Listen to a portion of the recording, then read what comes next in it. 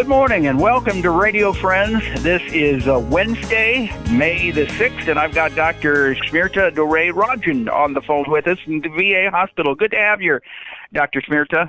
It's a pleasure to be on the show again. Thank you, Paul. Yes, it's our pleasure also. Now, you are a kidney doctor, a specialist in kidneys, and you wanted to touch on today the fact that what effect salt has, or too much salt has on our kidneys, correct? That is correct. So salt now, I wanted to ask you first. Sodium chloride.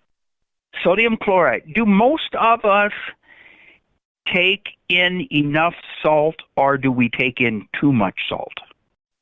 So the problem is we take in too much salt. So for a healthy individual, the recommended sodium intake is about 2 to 2.3 grams a day, which is just 1 teaspoon, depending on which guideline you go by. But the average American diet has nearly 4.2 grams of sodium in it, which is 50% more than the recommended. So what you're saying is the recommended amount of salt is only 1 teaspoon a day? Yes. Most of us, obviously, as you just said, take in a whole lot more than 1 teaspoon of salt a day. Yes, we are. Much more than that. 50% more than what is recommended. So what is that? The distribution of salt, if you see what we are adding in the form of the table salt, is only about 13% in our diet. But the problem is we eat a lot of processed, packaged, canned food, which nearly contributes 60-70% of the salt intake in the average American diet. So it's not just the salt shaker that we have to watch out for, but for the hidden salt in foods. So what you're saying is when we're eating a lot of processed food or eating a lot of canned food, commercially canned food, that's where we're getting most of our salt. What about if we're eating food that we have canned at home? There's a lot less salt in that, right? Yes.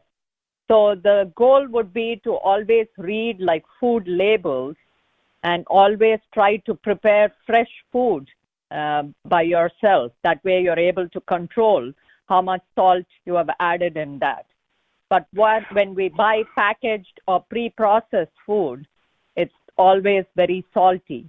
So here I would like to emphasize the salty sticks, as it's popularly called, because it has a lot of hidden salt in it, and people don't associate it with salt because it doesn't taste that salty.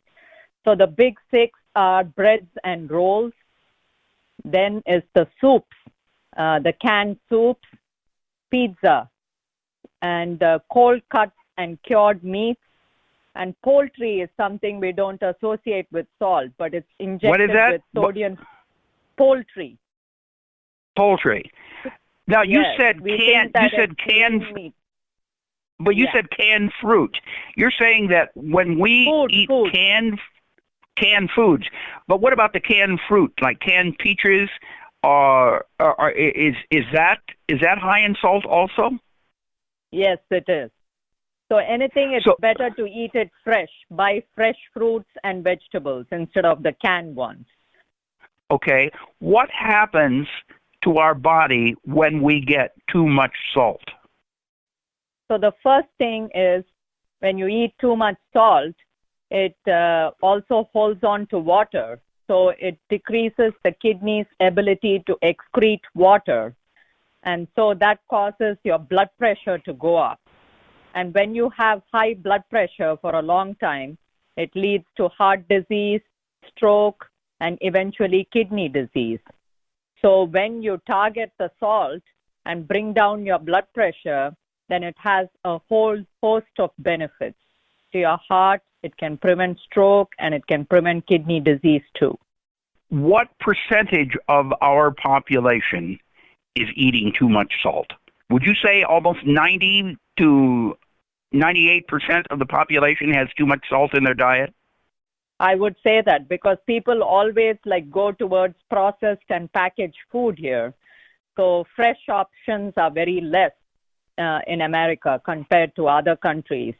So that's why I encourage my patients, even if it's a simple meal, to prepare it and eat it fresh on their own instead of resorting to opening a box and putting it in the oven or the microwave.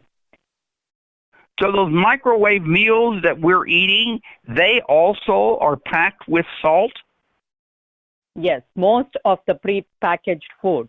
But there are low sodium options that patients can look out for.